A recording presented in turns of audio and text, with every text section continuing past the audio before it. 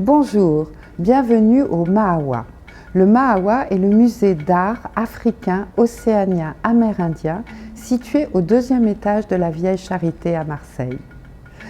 Ce musée vous propose de découvrir des œuvres venues d'autres continents et ces œuvres sont réparties entre 3 salles.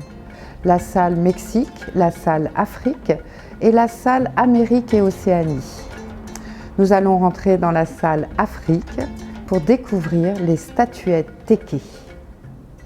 Les Téké sont un peuple d'Afrique centrale réparti autour du fleuve Congo.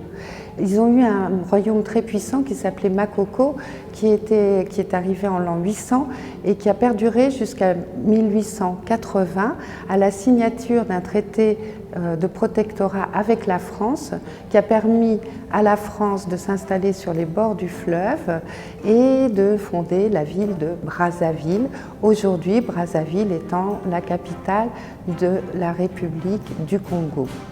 Les Téké aujourd'hui sont plus d'1 million de personnes et ils se répartissent entre le Gabon, la République du Congo, capitale Brazzaville, mais aussi la République démocratique du Congo, capitale Kinshasa. Ce peuple issu de la famille des Bantous est un peuple de grands chasseurs et de grands commerçants. Leur religion est basée sur le culte des ancêtres. Et pour communiquer avec leurs ancêtres, ils fabriquent des statuettes magiques. Ces statuettes que vous voyez là, ce sont des statuettes qui portent une charge dans l'abdomen, dans le ventre, une charge magique qu'on appelle bilango. Là, vous en voyez une qui n'a pas encore sa charge magique. Elle n'a donc jamais été activée, cette charge.